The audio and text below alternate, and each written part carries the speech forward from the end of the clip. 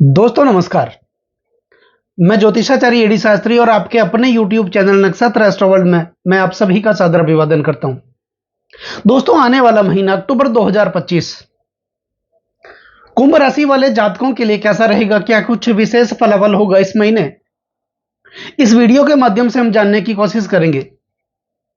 दोस्तों ये जो राशिफल है आपकी जन्म की राशि चंद्र राशि पर आधारित है, यानी गोचर पर आधारित है। और अगर आप अपनी जन्म कुंडली का विश्लेषण मुझसे करवाना चाहते हैं, मेरे साथ चर्चा करना चाहते हैं, तो सिर्फ वीडियो और चैनल के डिस्क्रिप्शन में मेरे कॉन्टैक्ट नंबर है, आप मेरा संपर्क कर सकते हैं। यह महीना विशेष तौर पर आपके स्वास्थ्य के लिए कैसा रहेगा, आपकी शिक्षा के लिए कैसा रहेगा, आपके प्रेम प्यार के लिए, वैवाहिक जीवन के लिए और विशेष करके आपके भाग्य, करियर और बिजनेस के लिए कैसा रहेगा। दोस्तों जैसे ही इस महीने की शुरुआत होगी, आपके लिए ग्रह गोचर की स्थिति ठीक इस प्रकार रहेगी। आपकी राशि के स्वामी बनते हैं शनिदेव, और शनिदेव आपके द्वितीय भाव धन, कुटुंब और वाणी के भाव में देवगुरु बृहस्पति की मीन राशि में विराजमान रहेंगे। शनिदेव इस समय वक्री भी चल रहे हैं। राहु आपके लग्न भाव में शनिदेव की राशि कुंभ राशि में, जो कि राहु की सबसे प्रिय राशि है, इस राशि में विराजमान रहेंगे। वही हमारे भाग्य के स्वामी देवगुरु बृहस्पति आपके पंचम भाव में विराजमान रहेंगे, त्रिकोण भाव में। शुक्र केतु आपके सप्तम भाव में विराजमान रहेंगे। वही सूर्य और बुध आपके अष्टम भाव में विराजमान रहेंगे। और ग्रहों के सेनानायक सेनापति मंगल आपके भाग्य भाव में नवम भाव में विराजमान रहेंगे। तो यह रहेगी ग्रह गोचर की स्थिति अक्टूबर 2025 में कुंभ राशि वालों के लिए। दोस्तों सबसे पहले बात करते हैं आपके स्वास्थ्य की, क्योंकि जान है तो जान है, पहला सुख निरोगी काया। तो स्वास्थ्य के हिसाब से यह महीना आपके लिए कैसा रहेगा? यहां पर स्वास्थ्य के स्वामी बनते हैं शनिदेव, और शनिदेव लग्नेश बनकर के आपके धन भाव में यानी द्वितीय भाव में विराजमान है। शनिदेव इस समय वक्री भी हैं और एक भाव पीछे का फल भी यह देंगे। हालांकि यह शत्रु राशि में है, लेकिन लग्न भाव में स्वास्थ्य के भाव में राहु विराजमान है। हालांकि राहु अपनी सबसे प्रिय राशि कुंभ राशि में विराजमान है। राहु इस राशि में आने के लिए आतुर भी रहते हैं। यह राहु की पसंदीदा राशि भी मानी जाती है। लेकिन राहु को कलयुग का राजा कहा जाता है, वो उग्रता देते हैं। तो इस महीने थोड़ा सा माइग्रेन आपको हो सकता है, वाणी में कटुता देखने को मिल सकती है, छोटी मोटी बीमारियां आपको परेशान कर सकती है, जैसे बीपी, डायबिटीज, इस प्रकार की समस्याएं परेशान भी कर सकती हैं। और थोड़े से पैसे आपके हॉस्पिटल के खर्चों में भी खर्च हो सकते हैं। और शनिदेव आपके वाणी भाव में विराजमान हैं, यहां पर शत्रु राशि में है, तो वाणी में कटुता बनी रहेगी।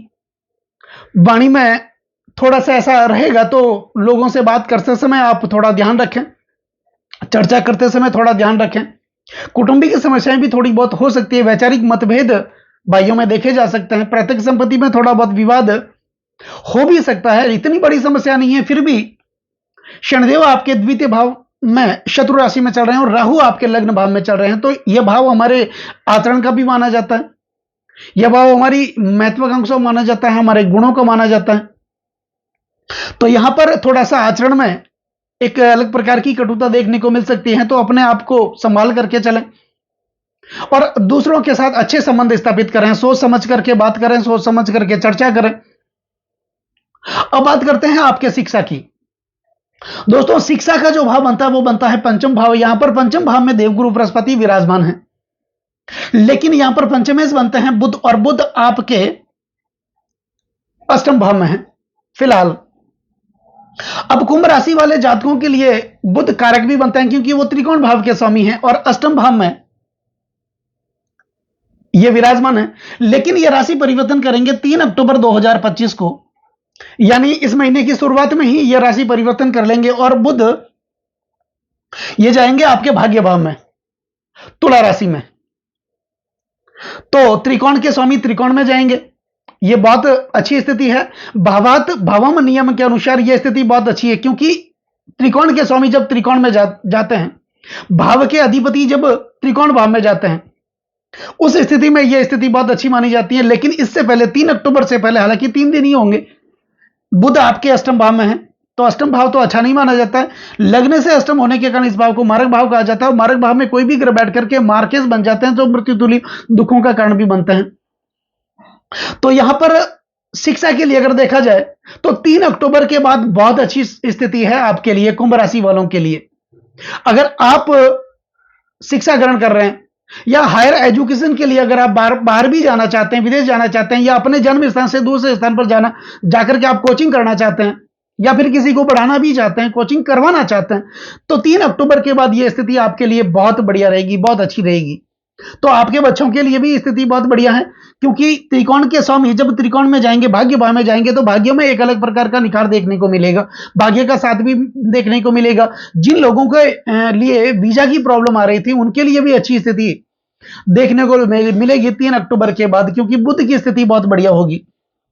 हालांकि इससे पहले बुध आपके अष्टम भाव में अपनी उच्च राशि और अपनी स्वराशि में भी चल रहे हैं, लेकिन अष्टम भाव में, तो अष्टम भाव अच्छा नहीं माना जाता है, लेकिन 3 अक्टूबर के बाद यह स्थिति बहुत बढ़िया होगी। अब बात करते हैं आपके प्रेम संबंधों की। तो प्रेम संबंधों का जो भाव माना जाता है, प्रणय संबंधों का जो भाव माना जाता है, वो माना जाता है पंचम भाव, और यहां पर देवगुरु बृहस्पति खुद चल रहे हैं, विराजमान है। और पंचम भाव के स्वामी, जैसा कि मैंने आपको बताया, बुध ही चल रहे हैं, और बुध आपके अष्टम भाव में सूर्य के साथ बुध आदित्य राजयोग का निर्माण भी कर रहे हैं, लेकिन 3 अक्टूबर के बाद बुध भी अपना राशि परिवर्तन करके ये आपके भाग्य भाव में चले जाएंगे। तो 3 अक्टूबर के बाद प्रेम जीवन में बहुत अच्छा देखने को मिलेगा। जिन लोगों का प्रेम चल रहा है या नए नए अभी प्रेम संबंधों में बने हैं, उनके लिए तो ये प्रेम शादी में भी बदलेगा। या आप जहां नौकरी करते हैं, जहां आप व्यवसाय करते हैं, वहां पर किसी के साथ आपका प्रेम भी हो सकता है, या फिर आप अविवाहित हैं तो आप शीघ्र ही घोड़ी पर सवार होने वाले हैं, आपके घर में शनाई बजने वाली है, कोई मांगलिक कार्य, कोई सामाजिक कार्य, अच्छा कार्य आपके घर में होने वाला है, क्योंकि बुध की स्थिति, पंचमेश की स्थिति, हालांकि बृहस्पति भी सबसे शुभ ग्रह माने जाते हैं, वो पंचम भाव के अंदर बैठे हैं। बृहस्पति ज्ञान के कारक माने जाते हैं और पति पत्नी के कारक माने जाते हैं, विवाह के कारक माने जाते हैं, दांपत्य जीवन के कारक माने जाते हैं, और यहां पर इन भाव के स्वामी बनते हैं बुध, और बुध 3 अक्टूबर को ये आपके भाग्य भाव में आ जाएंगे। तो यहां पर कुछ अच्छी शुरुआत आपके लिए प्रेम संबंधों में भी देखने को मिलेगी, दांपत्य जीवन में भी देखने को मिलेगी। दोस्तों, अब बात करते हैं आपके वैवाहिक जीवन की, पति पत्नी की, और वो भाव आना जाता है सप्तम भाव, और यहां पर सप्तमेश बनता है सूर्य, और सूर्य आपके 17 अक्टूबर तक आपके अष्टम भाव में ही रहेंगे। जैसा कि मैंने आपको बताया, अष्टम भाव अच्छा नहीं माना जाता, इसे मारक भाव भी कहा जाता है। और सूर्य जैसा ग्रह, जो कि हमारे प्राणों के स्रोत है, सूर्य जीवनदाता है, सूर्य हमारे 9 ग्रहों के राजा हैं, और जैसा राजा वैसी प्रजा। राजा अगर अच्छा होगा तो प्रजा भी निश्चित रूप से मजबूत होगी। लेकिन यहां पर सप्तमेश बनते हैं सूर्य, और सूर्य 17 अक्टूबर तक आपके अष्टम भाव में, हालांकि बुध के साथ रहेंगे। बुध तो यहां से राशि परिवर्तन कर लेंगे 3 अक्टूबर को, लेकिन बुध सूर्य 17 अक्टूबर तक आपके अष्टम भाव में रहेंगे। तो 17 अक्टूबर से पहले दांपत्य जीवन में, पति पत्नी के संबंधों में एक वैचारिक मतभेद थोड़ा सा बन सकता है। यहां पर दोनों को एक दूसरे की भावनाओं को भी समझना है, एक दूसरे को समझना है, एक दूसरे की कदर भी करनी है, एक दूसरे को इज्जत भी देनी है, क्योंकि यहां पर आपके लिए ईगो की समस्या आ सकती है। और जहां पति पत्नी के संबंधों में ईगो की समस्या आ जाती है, अपने आप को ही बड़ा समझने की ऐसी प्रवृत्ति आ जाती है, तो फिर दांपत्य जीवन चल नहीं सकता। यह भाव दशम से दशम होने के कारण आपके कार्यक्षेत्र का भी भाव माना जाता है। तो यहां पर कार्यक्षेत्र में भी 17 अक्टूबर से पहले थोड़ी बहुत रुकावटें भी हो सकती हैं, भागीदार के साथ तनाव भी हो सकता है, मनमुटाव भी हो सकता है, पैसे आपके फंस भी सकते हैं, सगाई में भी थोड़ी प्रॉब्लम हो सकती है। लेकिन 17 अक्टूबर के बाद सूर्य आ जाएंगे आपके भाग्य भाव में, तुला राशि में। हालांकि इस समय भी वो अपनी नीच राशि में ही होंगे, सूर्य तुला राशि में, लेकिन फिर भी अष्टम भाव से तो वो निकल ही जाएंगे। तो यहां से स्थितियां थोड़ी बेहतर होगी आपके लिए।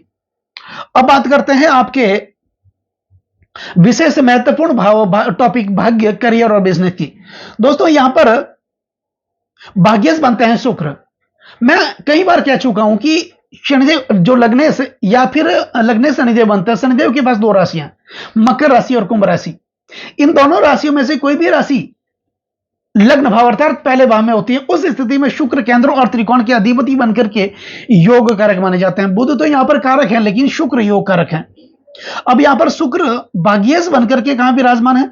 वो विराजमान है आपके सप्तम भाव के अंदर। शुक्र भाग्येश बनकर के आपके सप्तम भाव में विराजमान है, और ये शुक्र भी राशि परिवर्तन करेंगे 9 अक्टूबर को। 9 अक्टूबर को शुक्र यहां से राशि परिवर्तन करके अष्टम भाव में आ जाएंगे। तो भाग्येश का अष्टम भाव में आना अच्छा तो नहीं माना जाता, और अष्टम भाव मारक भाव भी माना जाता है। लग्न से अष्टम होने के कारण इस भाव को मारक भाव कहा जाता है। मारक भाव में ग्रह मार्केश भी बनते हैं, तो यहां पर 9 अक्टूबर से पहले जो भी आपके लिए मांगलिक कार्य करना हो, सामाजिक कार्य करना हो, अच्छा कार्य करना हो, बच्चों के एजुकेशन के लिए कोई कार्य करना हो, दांपत्य जीवन के लिए कोई कार्य करना हो, पढ़ाई के लिए कोई कार्य करना हो या दुकान खोलनी हो, कोई भी नया मांगलिक कार्य करना हो, 9 अक्टूबर से पहले आप कर लें।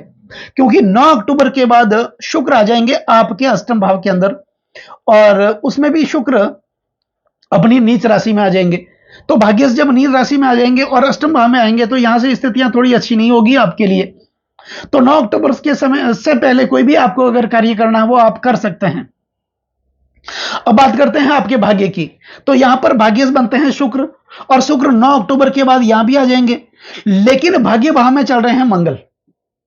यह बात देखने की बात है दोस्तों, भाग्य भाव में मंगल बैठे हैं और दसम भाव के स्वामी हैं।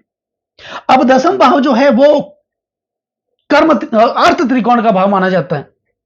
दशम भाव अर्थ त्रिकोण का भाव माना जाता है, और अर्थ त्रिकोण के स्वामी जब धर्म त्रिकोण में विराजमान होते हैं तो मंगल तो 27 अक्टूबर तक आपके भाग्य भाव में ही रहेंगे, और कर्म त्रिकोण के स्वामी धर्म त्रिकोण में विराजमान है 27 अक्टूबर तक। तो एक योग बनता है कर्म धर्माधिपति योग। ऐसे में दसम भाव के स्वामी जब भाग्य भाव में बैठते हैं बहुत अच्छी स्थिति उत्पन्न करते हैं, यहां पर कर्म और भाग्य का साथ मिल जाता है। और आपने सुना होगा, हम मेहनत ही करते रहेंगे, कर्म ही करते रहेंगे, लगातार प्रयास करते रहेंगे, प्रयास हर आगे बढ़ने की मेहनत करते रहेंगे, लेकिन भाग्य अगर साथ नहीं देगा तो उस मेहनत का मतलब ही क्या है। तो यही तो बात है कि धर्म अर्थ त्रिकोण के स्वामी जब धर्म त्रिकोण भाव में विराजमान होते हैं ग्रह गोचर के अनुसार, तो कर्म धर्मावती योग भी बनता है, कर्म और भाग्य का साथ यहां पर देखने को मिलता है। तो 27 अक्टूबर तक मंगल, और मंगल क्या है, मंगल हमारे सौर परिवार के सेना नायक हैं, मंगल सेना नायक है। हालांकि ये उग्र प्रवृत्ति के कारक माने जाते हैं, रज के कारक माने जाते हैं, अग्नि प्रधान ग्रह हैं, लेकिन ये भाग्य भाव में विराजमान है।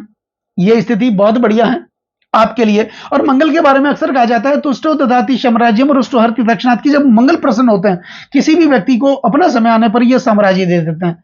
तो मंगल प्रशासनिक अधिकारी के कारक माने जाते हैं, दशम भाव के स्वामी है। दशम भाव ऊंची पदवी, मान मर्यादा और प्रतिष्ठा का माना जाता है।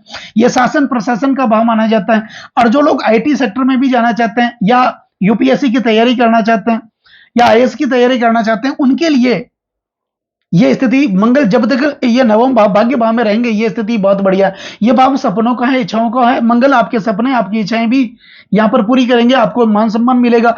और यहां से मंगल सप्तम दृष्टि से अपनी दूसरी राशि को देख रहे हैं, यानी मेष राशि को देख रहे हैं और पराक्रम भाव को देख रहे हैं। मंगल पराक्रम के कारक ही माने जाते हैं। तो निश्चित तौर पर इस महीने 27 अक्टूबर से पहले आपके अंदर कॉन्फिडेंस, एक पराक्रम की प्रवृत्ति, आगे बढ़ने की ललक, आगे बढ़ने की इच्छा और कुछ कर गुजरने की जो क्षमता है वो आपको मंगल प्रदान करेंगे। ये स्थिति बहुत बढ़िया रहेगी। और उसके बाद भी मंगल राशि परिवर्तन करेंगे 27 अक्टूबर को, और ये अपनी वृश्चिक राशि में, दूसरी राशि वृश्चिक राशि में केंद्र भाव में चले जाएंगे, ये दसम भाव के अंदर। तो मंगल यहां पर स्वग्रही होंगे और एक योग बनाएंगे जिसे कहते हैं पंच महापुरुष राजयोग। और मंगल जब स्वग्रही होकर के केंद्र भाव में किसी भी भाव में, या तो लग्न भाव, चतुर्थ भाव, सप्तम भाव या दसम भाव में विराजमान होते हैं, ये बनाते हैं पंच महापुरुष राजयोग। बहुत बढ़िया राजयोग है। तो 27 अक्टूबर के बाद, 27 अक्टूबर से पहले मंगल की स्थिति बहुत बढ़िया है, लेकिन 27 अक्टूबर के बाद भी मंगल जब यहां आएंगे तो पंच महापुरुष राजयोग बनाएंगे।